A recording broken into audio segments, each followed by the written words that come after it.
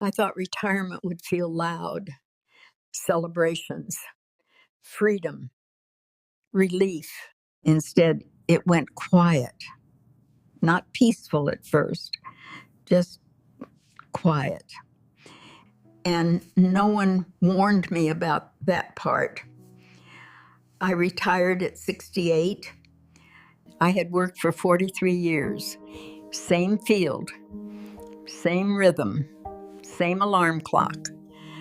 For most of my life, I woke up knowing exactly who I was. I was needed, expected, counted on. The day after my retirement party, I woke up at 5:30 a.m.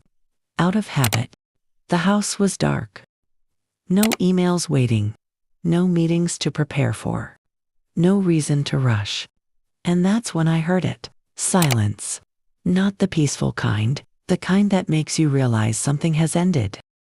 No one talks about the 7 things that go quiet after retirement. They don't disappear all at once. They fade, softly. And if you're not prepared, it can feel like losing parts of yourself. 1. Friendships go quiet. The first thing that surprised me was my phone. It stopped ringing. At first, I told myself everyone was busy. They were still working, still rushing, still inside the life I had just left. I used to see my coworkers every day. We laughed in hallways, complained about deadlines, shared birthdays and small victories. I thought those friendships were solid. But once I stopped showing up at the office, the invitations slowed down. Lunch plans became we should soon. Then nothing. It wasn't cruel. Just different seasons of life. They were still climbing. I had stepped off the ladder. I remember sitting at my kitchen table one afternoon, staring at my phone. I felt embarrassed, like I had been forgotten. That was my first lesson. Some friendships are built around proximity, not permanence. When the structure disappears, so do some of the people inside it. It hurt. But it also forced me to ask myself something I hadn't asked in decades. Who do I want to know now? Not who I worked with, not who I was assigned to sit beside, but who do I choose? It took time. I had to learn to reach out again. Join a small walking group. Say yes to uncomfortable coffee invitations. Start over socially at 70. It felt humbling, but slowly, new connections formed.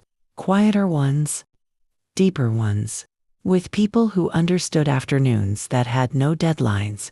If you're approaching retirement, prepare for this. Not everyone will come with you, and that's okay. Just don't isolate yourself when the phone gets quiet. 2. Career motivation goes quiet. I thought I would miss the ambition, the drive, the sense of importance, and for a few weeks, I did. Then something strange happened. The urgency to check my email disappeared. The desire to prove myself faded. It was like someone turned down the volume on a voice that had been shouting in my head for 40 years. Achieve more. Do better. Stay relevant. That voice went quiet. At first, that scared me. If I wasn't striving, who was I? I had built my identity on productivity, on performance reviews, on promotions. Without them, I felt untethered. One morning I tried to read industry news, out of habit. Halfway through an article, I realized I didn't care anymore. And instead of panic, I felt relief. It wasn't laziness, it was release. I had been running for so long, I didn't realize how tired I was. The motivation tied to my old career didn't follow me into retirement. And that's not a failure. It's a shift. New motivations grow slowly. They aren't loud. For me, it became gardening. Volunteering at the library twice a week. Learning to bake bread properly. Small things. But they were chosen, not assigned. If you're nearing retirement, understand this. The fire that fueled your career may dim. Let it. Another kind of warmth replaces it. Softer, but more personal. 3. Structure disappears. This one hit me harder than I expected. For decades, my days were mapped out. Wake up, shower, commute, work, lunch at 12:30, home by 6. Even my stress had a schedule. Then suddenly, nothing. No Monday dread. No Friday relief. Just open space. At first, it felt like floating without gravity. I stayed in my pajamas until noon one day.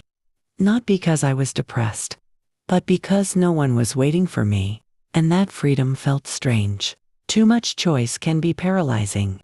I began sleeping later, watching too much television, telling myself I'd start a new routine tomorrow. Tomorrow stretched into weeks, and I felt myself drifting. No one warns you that structure protects you. It anchors your days.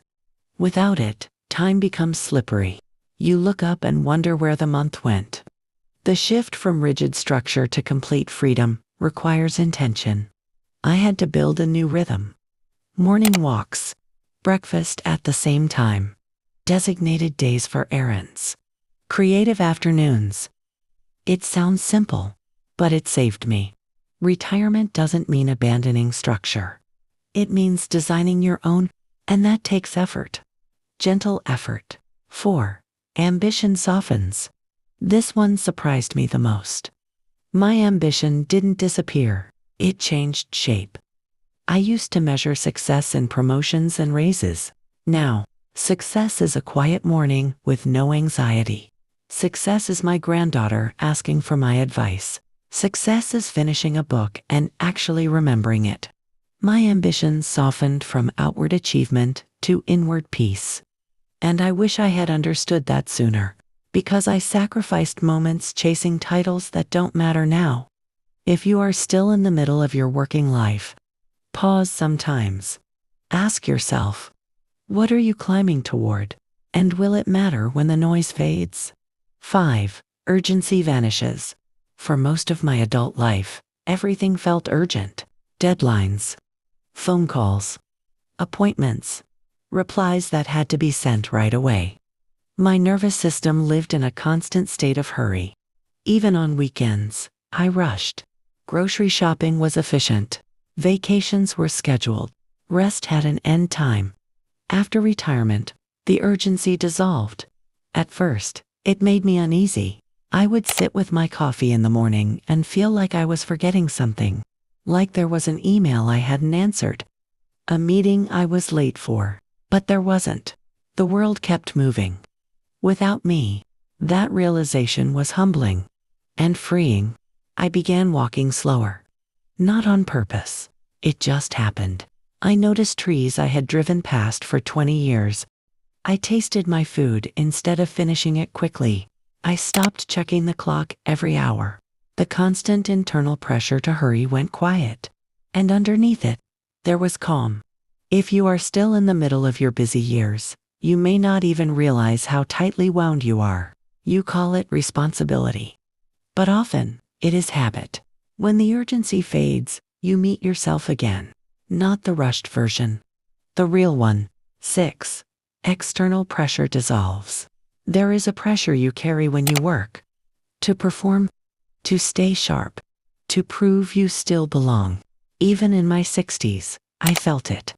The subtle comparison with younger colleagues, the need to show I was still capable, still relevant. Retirement erased that overnight.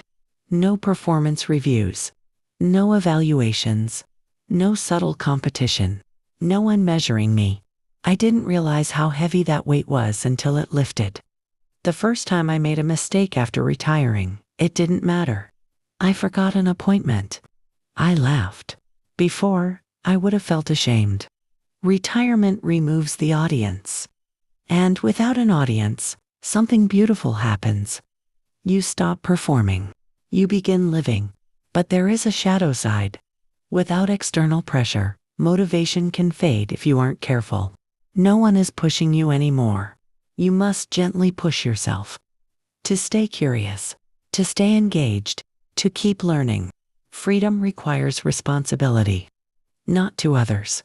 To yourself. 7. Identity shifts. This was the hardest one. For decades, when someone asked, "What do you do?" I had an answer. It came quickly. confidently. My job was stitched into my identity. It shaped how people saw me and how I saw myself. After retirement, that answer disappeared. The first time someone asked me that question, I hesitated. "I'm retired," I said. It felt incomplete, like saying, "I used to matter." That's when I understood something important. For years, I had confused what I did with who I was. When the title faded, I felt exposed. But slowly, another identity began to form. Not based on output, not based on income, based on character, on presence, on the kind of grandmother I am, the kind of friend, the kind of woman who sits quietly with someone in pain and doesn't try to fix it. That identity feels truer. But it took time to accept it. If you are still working, ask yourself gently, if your title disappeared tomorrow, who would you be? Develop that person now. Don't wait until retirement forces you to meet them. Retirement is not loud. It is not a permanent vacation. It is a quiet unraveling. Friendships shift. Motivation changes. Structure dissolves. Ambition softens. Urgency fades. Pressure lifts. Identity transforms. None of this is good or bad. But it is real. And if you expect fireworks, you may feel disappointed. If you expect silence, you will be prepared. I made one mistake. I assumed retirement would automatically feel fulfilling. I thought freedom would solve everything. It doesn't. Freedom magnifies who you already are. If you are disconnected now, retirement will feel lonely. If you neglect your health now, retirement will feel limited. If your identity is only your career, retirement will feel empty. So build the life you want before the paycheck stops. Nurture friendships outside of work. Develop hobbies now.